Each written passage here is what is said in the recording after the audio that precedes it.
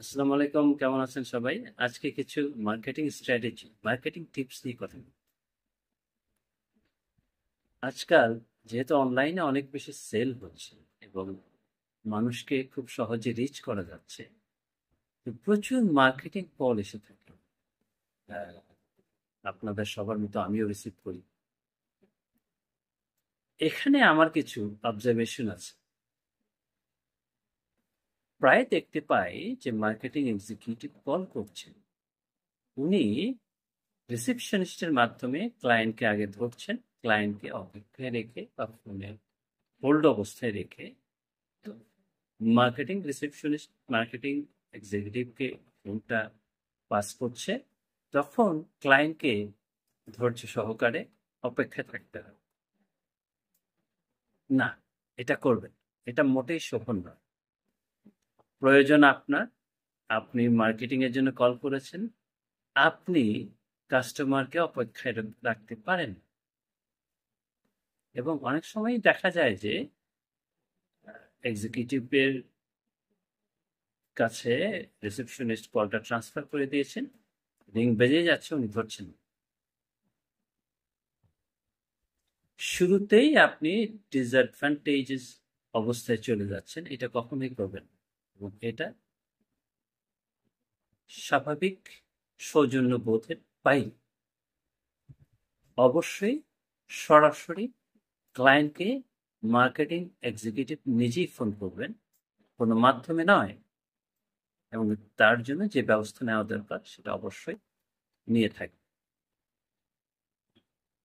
এবং আরেকটা অবজারভেশন দেখা যাচ্ছে যে মার্কেটিং এক্সিকিউটিভ কল করছেন, ওনার মিনিমাম রোমিং হয়নি।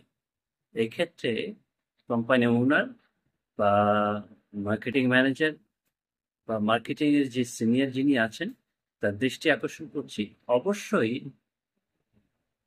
মার্কেটিং কলের আগে একজন এক্সিকিউটিভকে মিনিমাম নলেজ দিতে হবে। তাকে কিছু স্ট্র্যাটেজিক্যাল পয়েন্ট শিখিয়ে দিতে হবে, প্রোডাক্ট সম্পর্কে নলেজ, পর্যাপ্ত নলেজ দিয়ে দিতে হবে। এখানে প্রোডাক্ট নলেজের কথা যখন এসেই গেল, দ্বিতীয় কথা হলো যে প্রায়ই আমরা ফোন কল রিসিভ করে থাকি, মার্কেটিং এক্সিকিউটিভ প্রোডাক্ট সম্পর্কে বিস্তারিত ধারণা রাখেন না এবং সেখানে ক্লায়েন্টের জবাবটা দিতে পারেন, যেটা মার্কেটিং এর জন্য খুবই ড্যামেজিং। অবশ্যই ওই প্রোডাক্ট সম্পর্কিত সকল তথ্য তার অবশ্যই জানা থাকতে হবে। এবং মার্কেটিং এর জন্য ক্লায়েন্টকে যে যে ইনফরমেশনগুলো অবশ্যই দেওয়া উচিত সেই ইনফরমেশনগুলো উনি জেনে নেবেন।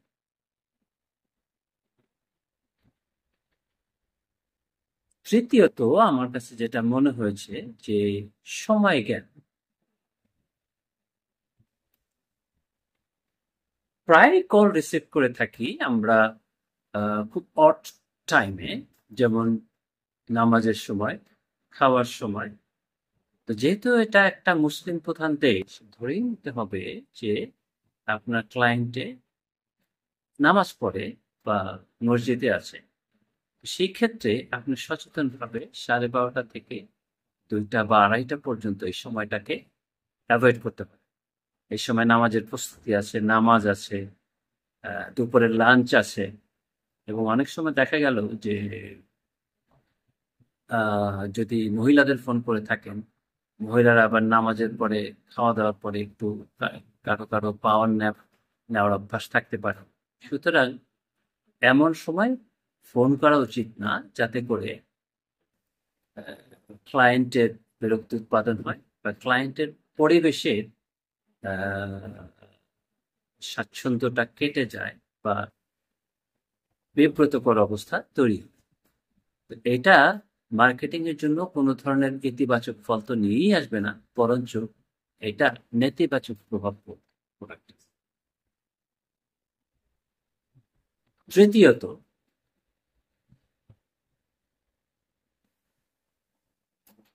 মার্কেটিং যে বিষয়ে কথা বলতে চাচ্ছেন, আপনি অবশ্যই অত্যন্ত বিনয়ের সাথে ক্লায়েন্টের কাছ থেকে সময় চেয়ে নিন এবং কি বিষয়ে কথা বলতে চাচ্ছেন আপনি সংক্ষেপে বুঝিয়ে বলুন। জোর করে ইনজেক্ট করবেন না বা পুশ করবেন না। এতে করে ক্লায়েন্টের বিরক্তি উৎপাদন ছাড়া আর কিছুই হবে না। আপনার প্রোডাক্ট সেল হবে না বা আপনার প্রোডাক্ট সম্পর্কে কোনো ধরনের পজিটিভ ধারণা তার ভিতরে তৈরি হবে। সুতরাং ক্লায়েন্টের মন বুঝে কথা বলুন বলুন এবং তার পেইন পয়েন্টটা বোঝার চেষ্টা করুন।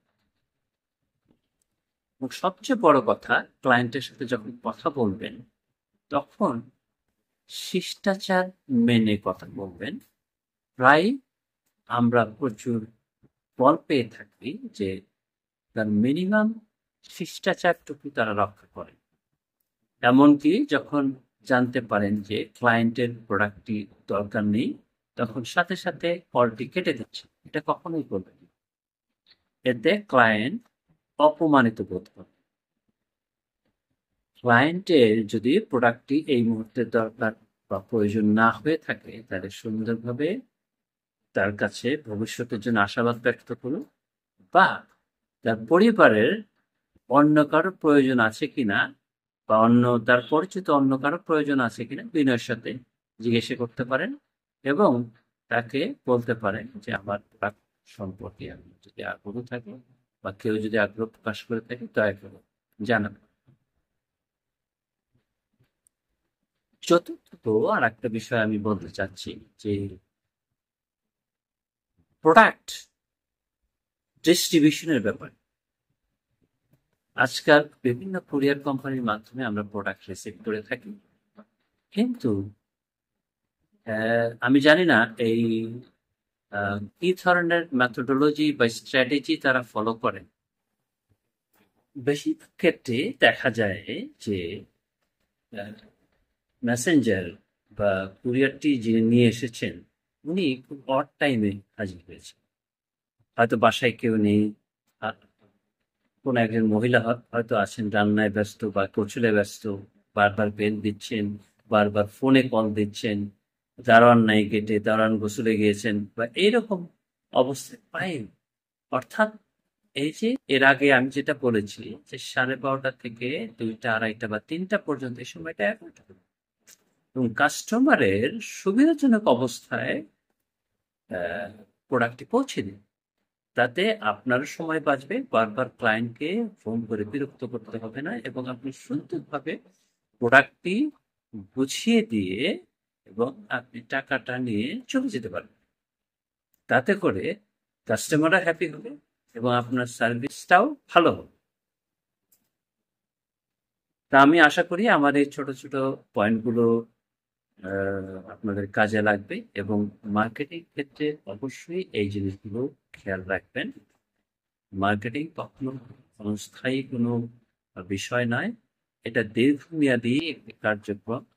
যদি আপনি ক্লায়েন্টের সাথে সুন্দর সম্পর্ক তৈরি করতে পারেন, অবশ্যই আপনার একটা ধীরে ধীরে সুনাম তৈরি হবে, ব্র্যান্ড তৈরি হবে এবং আপনার প্রোডাক্ট বিক্রি বেড়ে যাবে। ধন্যবাদ।